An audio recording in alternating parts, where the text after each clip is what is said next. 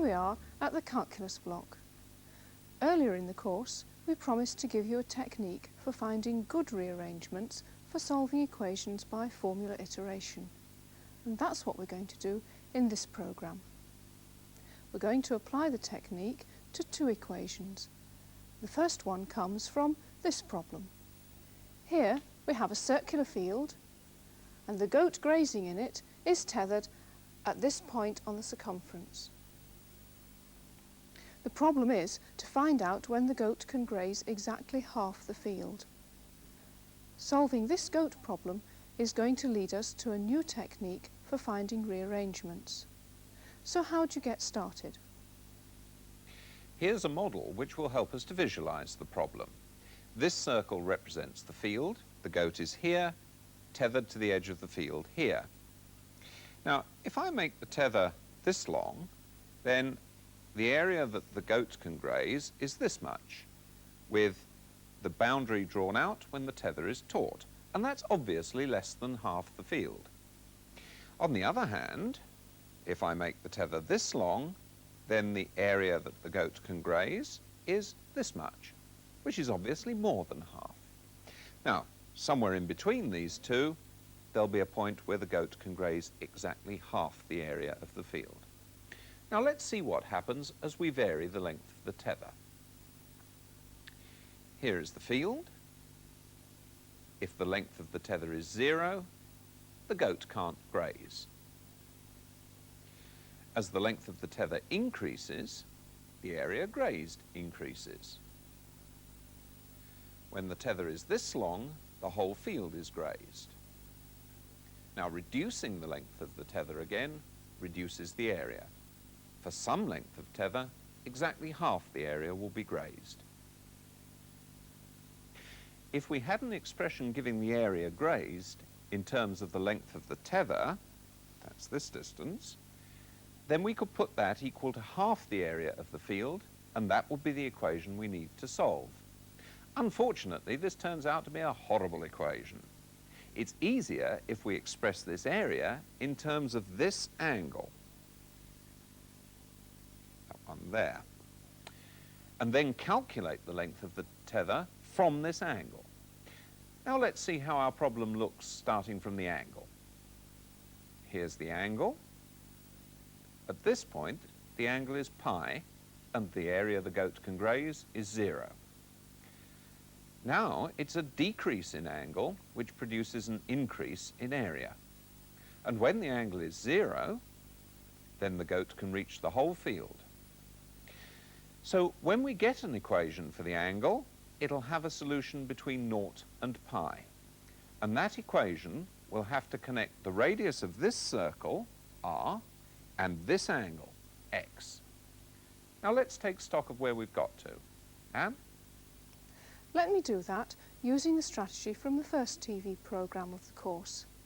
There, you used this framework for tackling problems, beginning with stating the problem and going all the way round to interpreting the solution. Well, the first thing to do is to state the problem. We've done that. It's what's the length of the tether? And next, we have to put in some symbols. We've chosen r for the radius of the field, a for the length of the tether, and x for the angle.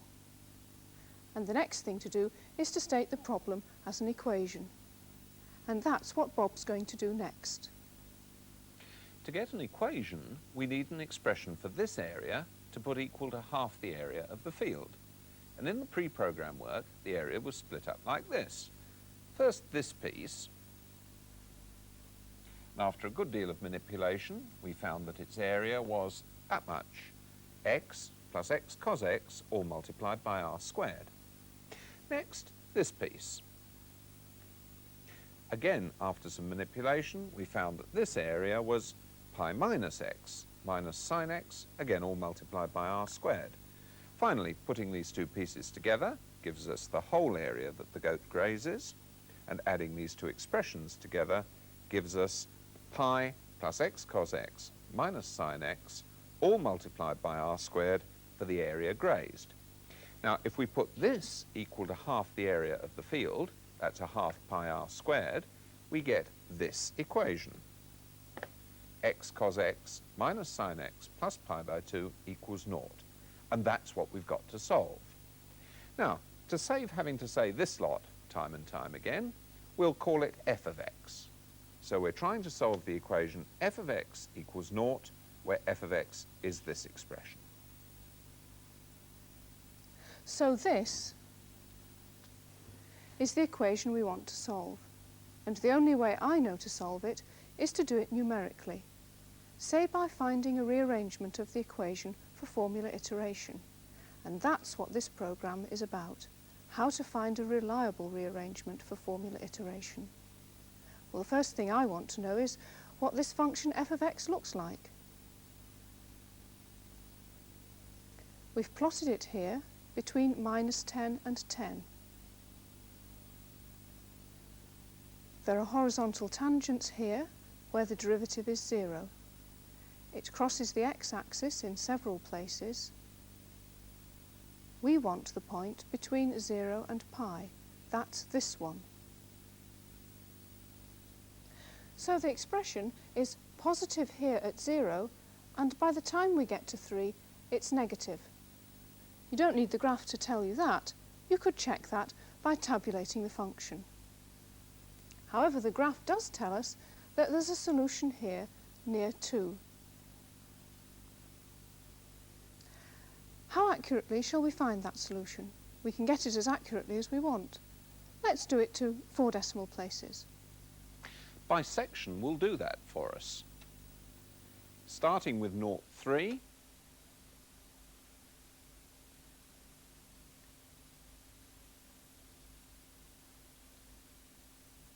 it takes 16 cycles to get us 1.9057.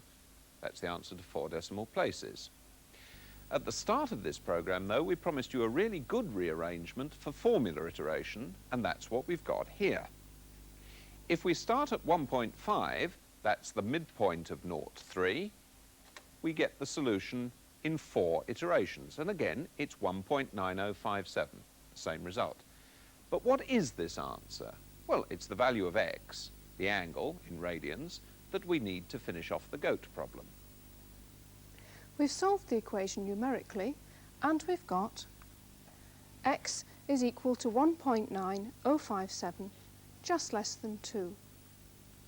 But x is the angle, and we want a, the length of the tether. So, to interpret the solution, we need to substitute the value for x into this expression for the length of the tether. And we get this much times the radius of the field. So the length of the tether is about 1.16 times the radius of the field.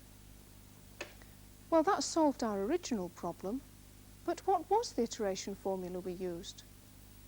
Actually, it was this. It's xn plus 1 equals xn minus this complicated expression with sines and coses all over the place. It may not look much like a rearrangement, but it is. Let's check that. We take off the subscripts, then these x's cancel. Now multiply through by the denominator, and we end up with our original equation for x. OK, so this does come from a rearrangement. But what's so good about it? You've seen that it converged to this solution more rapidly than most of the formula iteration you've done before. Is that all there is to it? No.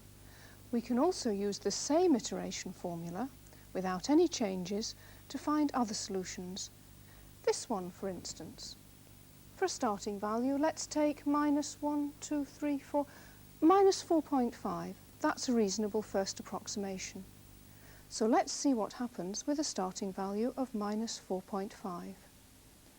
We get this solution, minus 4.8323, after 4 iterations. So the same formula gives us more than one solution, and quickly. So although the formula is complicated, You don't have to use it very often, and you don't have to find another rearrangement for the other solution. So it looks very useful. Now, how did we get it? Let's look carefully at the bits of this rearrangement. It's xn plus 1 equals xn minus this lot. So its form is xn plus 1 equals xn minus a quotient. Now, what about this expression? What is it? Well, the top line is recognisable. If we look at f of x, this top line is this with xn instead of x. So this top line is f of xn. And you've also seen this bottom line before. It's just the value of the derivative, f dashed at xn. So this bottom line here is f dashed of xn. So the formula is xn plus 1 equals xn minus the y value at xn divided by the slope of the tangent at xn. Now, to see what this iteration does, we're going to look at it graphically. And to do so, it's useful to rewrite this expression in a different form. By taking this across and this bit across, we get this expression. We get f of xn over f dashed of xn is xn minus xn plus 1. Now, if we multiply through by this denominator and then divide by this expression, we get an expression for f dashed of xn. We get f of xn divided by xn minus xn plus 1 for f dashed of xn. Here's a sketch of part of the graph of f with an approximation xn and the next one. Let's take another look at the expression for f dashed of xn. The numerator is this term, f of xn, and that's just this distance, the y value at xn. What about the denominator? Well, that's just the difference between successive approximations, this distance. So the expression we've got for f dashed is the same as this distance divided by this one. But that's the gradient of this line, which must mean that this line is the tangent to the curve at xn. Right, this is what's going on. Here's xn, and here's xn plus 1, and this is the tangent to the curve at xn. And each step in the iteration consists of going from the current approximation vertically to the curve, along the tangent until we hit the x-axis, and that's the next approximation. Then we repeat, vertically to the curve, along the tangent to the x-axis, vertically to the curve, along the tangent to the x-axis, and so on. And you can see it homing in on the solution. So that was what was happening for our goat function. But in fact, this could be the graph of any function, and the argument applies equally well for any function f of x is equal to 0. This iteration formula, xn plus 1 equals xn minus f of xn over f dashed of xn, works for any function, and it's called the Newton-Raphson iteration formula, after Messrs Newton and Raphson. It is an iteration formula because its xn plus 1 is some function of xn. And as you saw in the goat problem, it comes from a rearrangement. Newton-Raphson is a very good, useful technique because it gives a way of writing down an iteration formula for any equation f of x equals 0. It normally converges quickly, and given an appropriate starting value, will give any solution. We'll pursue why it's good later in the block. But how would you use Newton-Raphson to solve an equation if you didn't even know what the graph looked like?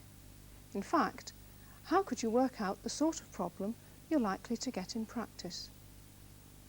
If you don't know what the graph looks like, you don't immediately know where the solutions are, so you don't know how to choose appropriate first approximations. Now, let's look at an example, a cubic equation. F of x equals this lot equals naught. First, we need to locate the solutions, and we can do that by tabulating the function. Well, I've already done that here. And we can see that the sign of f of x changes from negative at -3 to positive at -2. So there is a solution in there. That is, there's a solution in the interval -3, -2. Now, if we look along, we can see that it changes from positive at 0 to negative at 1. So there's another solution in there. That's in the interval 0, 1. And finally, it changes from negative at 2 to positive at 3, so there's another solution in there. That's in the interval 2, 3. Now, I'm going to concentrate on the solution in this interval. That's in -3, -2. Right. Now we need the Newton-Raphson formula. We know that it's xn plus 1 equals xn minus, and now I need f of xn divided by f dashed of xn. Well, f of xn is all right. That's just xn cubed minus xn squared minus 5xn, and finally plus 3. But for this, I need f dashed of xn, so I'd better work out f dashed of x. Well, that's all right. X cubed gives me 3x squared. Then I've got minus 2x from this, minus 5 from that, and nothing from the last term.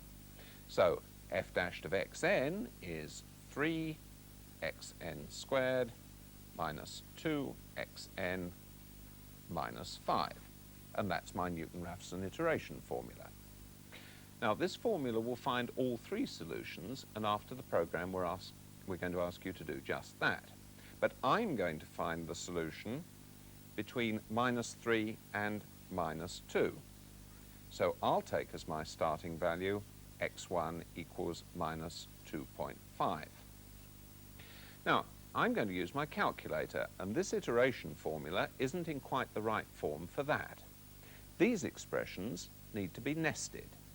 So I'll write the formula like this. Xn plus 1 equals xn minus, and now I'll nest these. Right.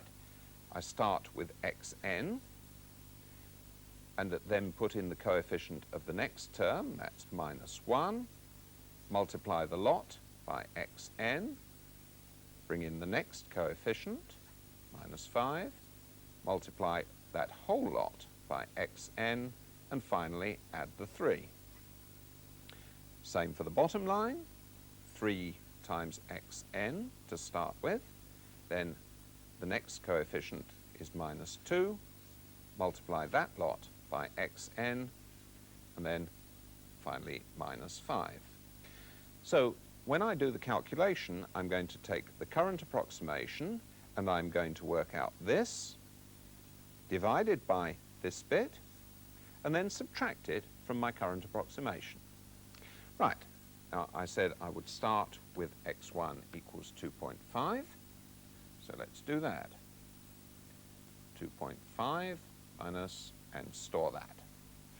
Now, in order to work this out, I've got to open these brackets. So I open 3 brackets, take my xn minus 1, close a bracket, multiply by the xn, which is in memory, subtract 5, close another bracket, multiply by xn again, add 3, and that is my top line. Now I have to divide that by, open enough brackets, 3 times my value of xn in memory, subtract 2, close the bracket, multiply by xn, subtract 5, that's the bottom line, complete the division, then subtract that from my current approximation. That gives me my next value, x2 equals minus 2.16. Then I store that and start all over again. Now, if I repeat that, what I get are these values. And you see it converges quite quickly to a solution of minus 2.0861 to 4 decimal places. And I could find the other two solutions using exactly the same formula and appropriate starting values. We've been claiming that Newton-Raphson will find any solution. It'll do it for Bob's cubic, and it did it for our goat function. We've found these two solutions. But are there any snags? Unfortunately, yes.